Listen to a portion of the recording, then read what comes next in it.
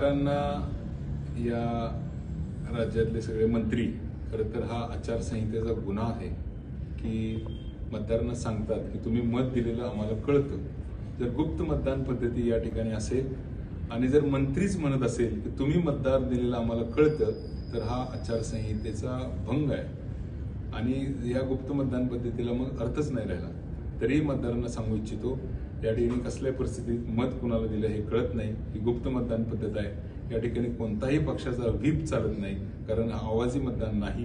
त्यामुळं कुणीही घाबरण्याचं काही कारण नाही. दुसरं महत्त्वाचं गोष्ट, जर मतदान दाखवण्याचा प्रयत्न झाला, मत दिल्यानंतर एजंटला मत दाखवण्याचा प्रयत्न झाला, तर ऑन द स्पॉट गुन्हा दाखल केला जाईल, अशी सूचना रिटर्निंग ऑफिसर जिल्हाधिकारी सांगली यांनी दिलेल्या आहेत. त्यामुळे कुणीही जर त्या ठिकाणी मत मी दिलंय म्हणून पोलिंग एजंटला दाखवण्याचा प्रयत्न केला, तर त्या ठिकाणी त्यांच्यावर डायरेक्ट गुन्हा दाखल करून जेलवारी त्यांना मिळेल, अशी या ठिकाणी प्रोव्हिजन करण्यात आलेली आहे.